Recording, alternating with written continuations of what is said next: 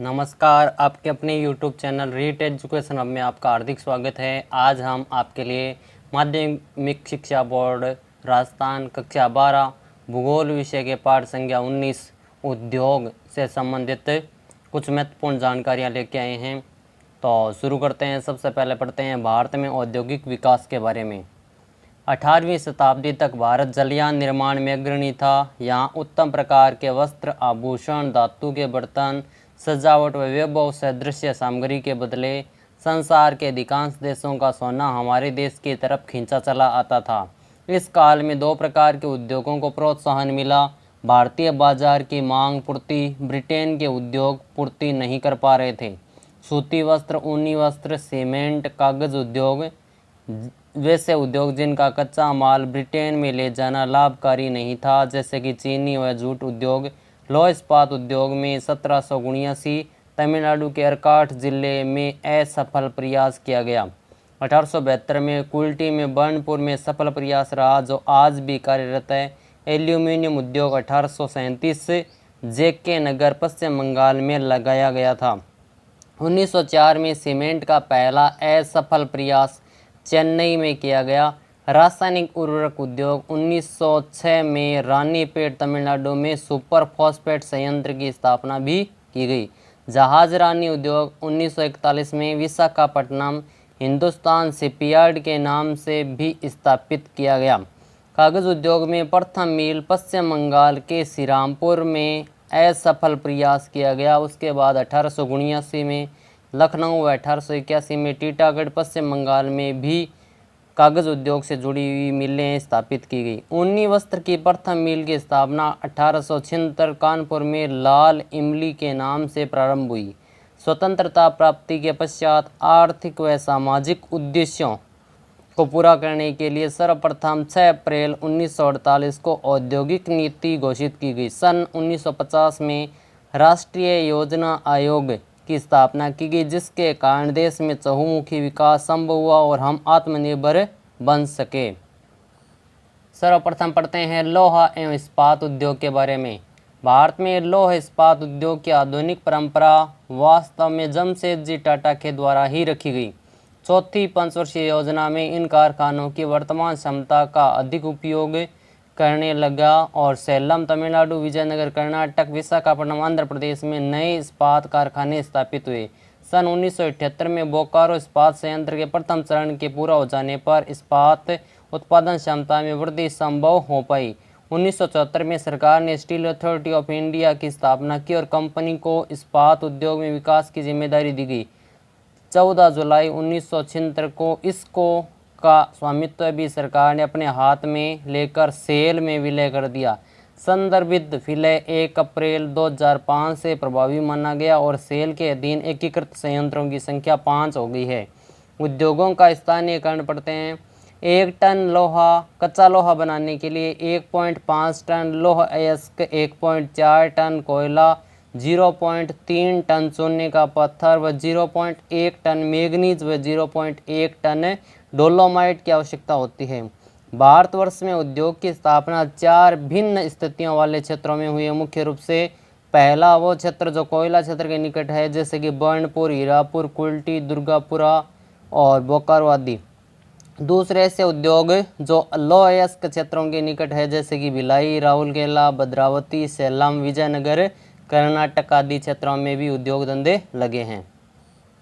कोयला एवं लौह अयस्क के मध्य जैसे कि टाटा इस्पात कारखाना लगाया गया है। तटीय क्षेत्र व्यापार की सुविधा विशाखापट्टनम आंध्र प्रदेश में। Tata iron and steel company TISCO के बारे में पढ़ते हैं। भारत का पहला बड़ा कारखाना जहां भारत का 20% इस्पात तैयार होता है। पहले 2 चरण के विस्तार के बाद अब तीसरे चरण के विस्तार के लिए 2400 करोड़ की व्यवस्था की गई है, जिसके पश्चात उत्पादन क्षमता 30 लाख टन कच्चा इस्पात व 27 लाख टन बिक्री योग्य इस्पात हो गया है। संयंत्र के पर्याप्त जल, सुवर्ण रेखा, खार, कोई अन्य क्षेत्रों से लोहा नवा मंडी व बादाम पहाड़ से मिलता है। कोयला झरिया व रानीगंज, बोकारो आदि से भी प्राप्त होता है। दूसरा कारखाना पढ़ते हैं इसको। भारतीय लौह एवं इस्पात का कारखाना इसको सन 1874 में स्थापित किया गया। बर्नपुर में फिर से 2 इकाइयों में शामिल किया गया और कंपनी में 3 इकाइयाँ हो गई। यह कुल्टी, बर्नपुर व हीरापुर है।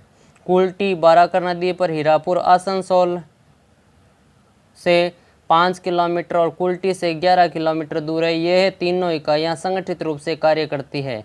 1976 में इनका प्रबंधन सार्वजनिक क्षेत्र सेल के अंतर्गत आ गया। यहाँ की इस्पात की वार्षिक क्षमता 10 लाख टन से बढ़कर 23 लाख टन हो गई है। Visvesvaraya iron and steel company limited पढ़ते हैं। इस कंपनी की स्थापना 1923 में कर्नाटक में भद्रावती नदी के किनारे भद्रावती नामक स्थान पर की गई। यह बाबा बुदन की पहाड़ियों, केमानगुंडी के लौह इस्पात क्षेत्रों के निकट चूना, मांडी गुंडा व डोलामाइट शक्करगुंडा से आता है। कारखाने की वर्तमान उत्पादन क्षमता लगभग 1 लाख टन थी, जिसे बढ़ाकर अब 1.3 लाख टन कर दिया गया है। यहाँ विशिष्ट एवं अम्लीय किस्म का इस्पात है वो मुख्य रूप से बनाया जाता है। राउरकेला पढ़ते हैं आगे। हिंदुस्तान स्टील लिमिटेड का यह कारखाना ओडिशा के सुंदरगढ़ जिले में साक व कोयल नदियों के संगम पर जर्मनी की क्रुप्स व डिमोंग कंपनियों की सहायता से की गई है। लोयस के ओडिशा के क्योंझर व सुंदरगढ़ जिले से तथा कोयला झरिया झारखंड क्षेत्र, मैग्नीज क्योंझर से, चूना पत्थर वीर मिश्रपुर से होती है। हीराकुंड से जल विद्युत व शंख नदियों से पर्याप्त जल प्राप्त होता है। राउरकेला में अधिकतम चपटे आकार की वस्तुएं, अलग अलग मोटाई की प्लेटें, पत्तियां, टिन की चादरें आदि बनाई जाती है। इनकी क्षमता 16.71 लाख टन इस्पात है। भिलाई का इस्पात संयंत्र छत्तीसगढ़ में रायपुर से 21 किलोमीटर दूर भिलाई नाम के स्थान पर रूस की सहायता से यह संयंत्र बनाया गया है। ये भारत का सफल एवं आदर्श कारखाना माना जाता है। प्रारंभ में उत्पादन क्षमता 10 लाख टन थी, जिसे बढ़ाकर अब 52 लाख टन कर दिया गया है। दुर्गापुरा इस्पात संयंत्र पश्चिम बंगाल के वर्धमान जिले में आसनसोल कोलकाता रेल मार्ग पर दामोदर नदी के किनारे ब्रिटिश सरकार के सहयोग से इस कारखाने की स्थापना की गई थी। कोयला, रानीगंज, झरिया, बोकारो खानों से DUC से जल विद्युत प्राप्त हो जाती है। दामोदर नदी घाटी परियोजना से जल विद्युत प्राप्ति होती है और संयंत्र की उत्पादन क्षमता 40 लाख टन है। यहाँ पे रेल के पहिए, पटरियाँ, धुरियाँ, छड़ें आदि का उत्पादन भी होता है। बोकारो इस्पात संयंत्र हिंदुस्तान स्टील लिमिटेड का चौथा कारखाना रूस की सहायता से बोकारो व दामोदर नदियों के संगम पर स्थापित किया गया। 1972 में उत्पादन क्षमता 17 लाख टन थी, जिसे बढ़ाकर 40 लाख टन कर दिया गया है। भविष्य में उत्पादन क्षमता 100 लाख टन किया जाना प्रस्तावित है। इस संयंत्र से लोएस के ओडिशा व क्योंझर की किरीबिरू खानों से चूने का पत्थर, पलामू जिले से कोयला, झरिया विद्युत, दामोदर नदी घाटी विद्युत से प्राप्त होती है। पढ़ते हैं विशाखापट्टनम इस्पात संयंत्र के बारे में। बंदरगाह पर स्थित है। भारत का पहला इस्पात संयंत्र है। लोएस्क बेलाडीला खानों से कोयला, दामोदर घाटी से मैग्नीज, डोलोमाइट से और चूने का पत्थर छत्तीसगढ़ व ओडिशा की खानों से प्राप्त होता है। अगला इस्पात संयंत्र है विजयनगर।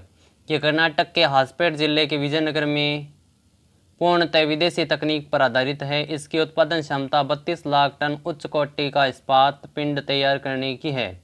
इस क्षेत्र में उच्च कोटि का लोहेस्क, चूना पत्थर, डोलोमाइट आदि प्रचुर मात्रा में उपलब्ध है। नरम इस्पात उत्पादन संयंत्र की मुख्य विशेषता होती है। अगला संयंत्र है सलेम इस्पात संयंत्र। तमिलनाडु के सलेम नामक स्थान पर मिश्र इस्पात व लोहा मिश्र इस्पात का कारखाना स्थापित किया गया है, जहां 1982 से उत्पादन किया जा रहा है। नवेली लिग्नाइट से कोयला प्राप्त किया जाता है। जंग नहीं लगने वाले इस्पात का भी निर्माण किया जाता है। इसकी वार्षिक क्षमता 70,000 टन जंग रहित इस्पात, 75,000 टन सिलिकॉन इस्पात व 30,000 टन विशेष प्रकार का इस्पात एवं 20,000 टन नरम इस्पात तैयार किया जाता है। केंद्र सरकार द्वारा 2 नवंबर 2005 को राष्ट्रीय इस्पात नीति को स्वीकृति दी गई थी, जिसके अंतर्गत वर्ष 2019-20 तक वर्तमान उत्पादन 4 करोड़ 21 लाख टन से बढ़ाकर 11 करोड़ टन करने का लक्ष्य निर्धारित किया गया है। एल्यूमिनियम उद्योग के बारे में पढ़ते हैं। लोहा और इस्पात उद्योग के बाद एल्यूमिनियम उद्योग देश का दूसरा सबसे बड़ा उद्योग होता है। बॉक्साइट धातु को शुद्ध करने पर एल्यूमिनियम प्राप्त होता है।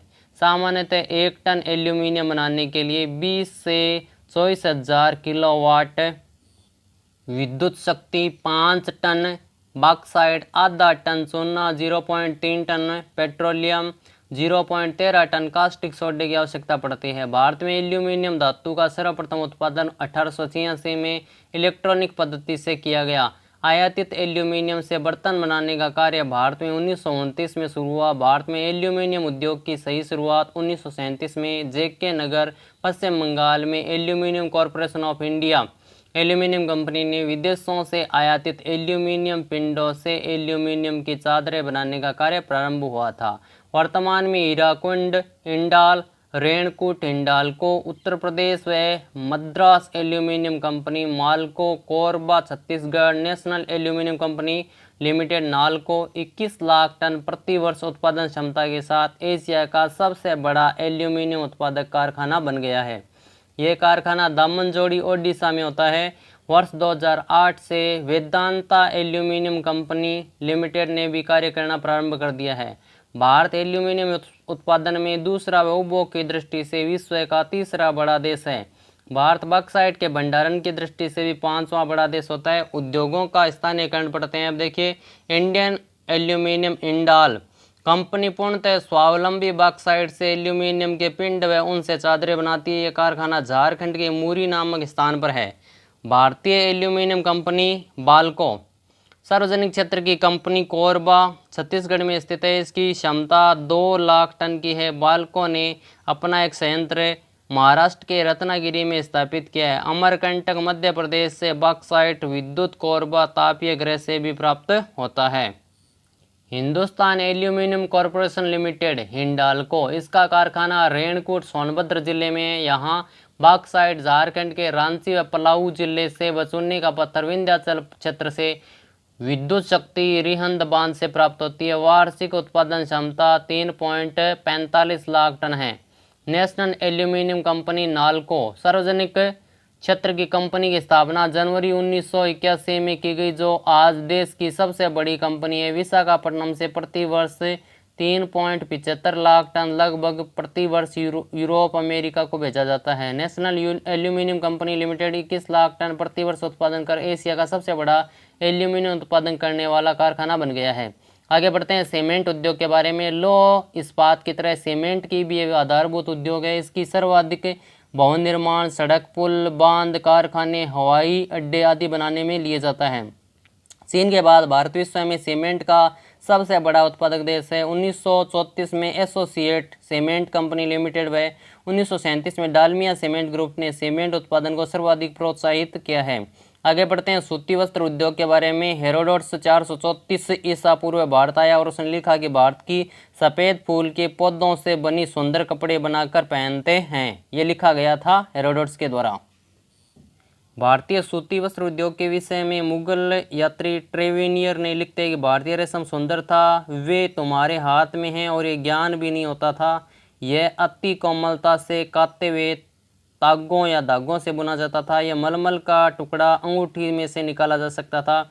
उद्योग के मुख्य केंद्र पूर्वी तट पर नागापट्टनम से ढाका के मध्य तथा पश्चिमी तट पर कस्बे सूरत, भरूच आदि मुख्य थे। कालीकट में केलिकी नाम का कपड़ा विशेष रूप से बनाया जाता था। बुकानन ने अपने विचार इस प्रकार व्यक्त किए कि भारत के लिए सूती वस्त्र उद्योग अतीत का गौरव, भूत और वर्तमान का संकट और सदैव की आशा रहा है। वर्तमान में सर्वाधिक कारखाने गंगा के मैदान व दक्षिणी प्रायद्वीपीय प्रदेश में मिलते हैं।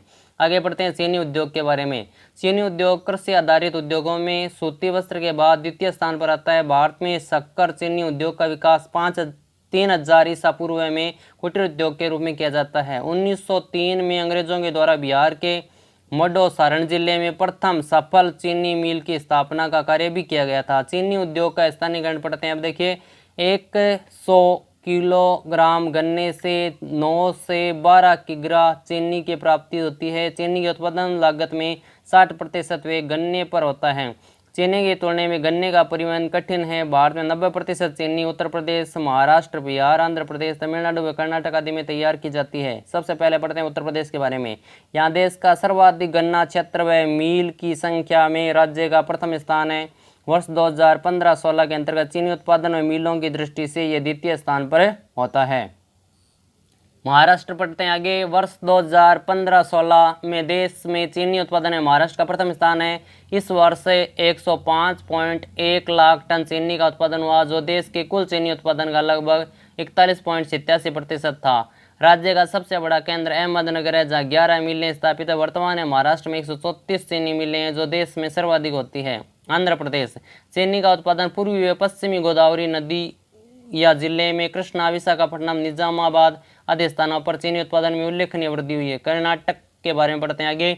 यहाँ चीनी की 11 मिलें हैं, जिनमें 3 सहकारी क्षेत्र की होती है। बिहार, उत्तरी बिहार मुख्य चीनी उत्पादक है, जहाँ चंपारण, सारण, दरभंगा, पटना आदि प्रमुख उत्पादक जिले हैं। तमिलनाडु, सभी मिलें कोयम्बटूर, उत्तर दक्षिणी अर्काट, तिरुचिरापल्ली व रामनाथपुरम में है। या गन्ने में समुद्री हवाओं के कारण मिठास अधिक होता है।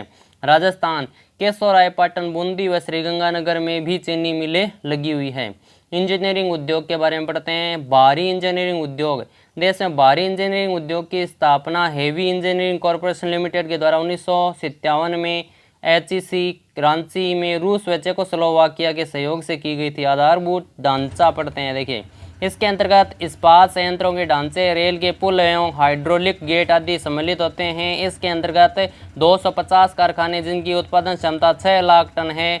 1965 में नैनो इलाहाबाद, 1747 में तुंगभद्रा कर्नाटक, भारत में heavy plate and vessels limited Visakhapatnam Andhra Pradesh, Larsen and ट्रूबो लिमिटेड पवन मुंबई, नोएडा अहमदाबाद में भी ड्रिल्स बनाए जाते हैं। वस्त्र बनाने की मशीनें पड़ते हैं, देखिए इन इकाइयों में ring frame, fly frame, speed frame, bleaching plant आदि बनते हैं। मुख्य केंद्र मुंबई, कोलकाता, बेंगलुरु, कोयम्बटूर आदि मुख्य रूप से होते हैं।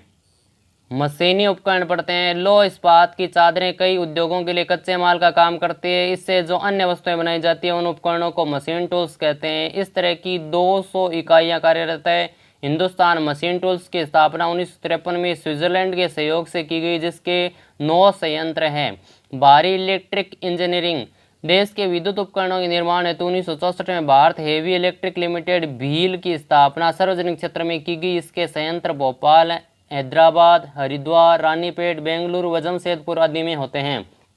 मोटर गाड़ी उद्योग, देश के ऑटोमोबाइल्स उद्योग को सनराइज क्षेत्र भी कहा जाता है। सन 1944 में हिंदुस्तान मोटर कंपनी ने कोलकाता के उत्तरपाड़ा में कार्य प्रारंभ किया। 1947 में Premier Automobile Limited Kurla, Mumbai की स्थापना हुई। इस समय देश में 35 इकाइयाँ कार्यरत है। सर्वाधिक महाराष्ट्र में 12, तमिलनाडु में 6, दिल्ली में 5 इकाइयाँ कार्यरत हैं। साइकिल उद्योग पढ़ते हैं। विश्व में चीन के बाद भारत दूसरा बड़ा साइकिल उत्पादक देश है। इस उद्योग का प्रारंभ 1938 में हुआ। वर्तमान में लुधियाना भारत का प्रमुख साइकिल निर्माण का केंद्र होता है। रेल के इंजन बनाने का उद्योग, रेलों के विकास के साथ रेलवे विभाग द्वारा अजमेर राजस्थान व जमालपुर बिहार में लोकोमोटिव वर्कशॉप स्थापित कर रेल इंजन बनाने का कार्य प्रारंभ किया। वर्तमान में 2 इकाइयाँ मुख्य हैं। 1950 में चित्तरंजन लोकोमोटिव वर्क्स चित्तरंजन पश्चिम बंगाल या विद्युत इंजन का निर्माण किया जाता है। वह डीजल लोकोमोटिव वर्क्स वाराणसी की क्षमता 161 इंजन प्रति वर्ष होती है। इसकी स्थापना अमेरिकन कंपनी एल्फो के सहयोग से की गई है। यहाँ डीजल इंजन का निर्माण किया जाता है। भारतीय रेलवे द्वारा डीजल कंपोनेंट वर्क्स की स्थापना पटियाला में डीजल इंजन के निर्माण और मरम्मत के लिए की गई है। रेल के डिब्बे बनाने का कारखाना, सार्वजनिक क्षेत्र में रेल डिब्बे बनाने का कारखाना इंटीग्रल कोच फैक्ट्री पेराम्बूल तमिलनाडु में 1975 से 1998 के मध्य 25,138 सवारी डिब्बे बनाए गए। Rail coach factory Kapurthala Punjab, messrs प्रेसो shops Kolkata, Bharat earthmovers limited Bengaluru द्वारा डिब्बे व साजो सामान का निर्माण किया जाता है। जलयान निर्माण उद्योग, ये उद्योग सर्वप्रथम Scindia Steve navigation company 1941 Visakhapatnam में स्थापित किया गया। इसका 1952 में राष्ट्रीयकरण कर दिया गया और नाम हिंदुस्तान शिपयार्ड लिमिटेड विशाखापट्टनम हो गया, जहां अब तक 107 जलयानों का निर्माण किया गया है। मझगांव डॉकयार्ड मुंबई, जहां भारतीय नौसेना के फ्रिगेट किस्म के जहाज बनाए जाते हैं। कोची शिपयार्ड लिमिटेड जापान की सहायता से 1965 में 165 करोड़ की लागत से बने देश का सबसे बड़ा शिपयार्ड या मरम्मत, निर्माण और प्रशिक्षण का कार्य होता है। वायुयान निर्माण का उद्योग, भारत में वायुयान निर्माण का प्रथम प्रयास 1940 में बेंगलुरु हिंदुस्तान एयरक्राफ्ट लिमिटेड के द्वारा किया गया। 1964 में बेंगलुरु में हिंदुस्तान एरोनॉटिक्स लिमिटेड की स्थापना की गई। इसकी इकाइयाँ स्थित है बेंगलुरु, कानपुर, नासिक, कोरापुट, हैदराबाद और कोरबा आदि में। सूचना प्रौद्योगिकी व इलेक्ट्रॉनिक उद्योग के बारे में पढ़ते हैं।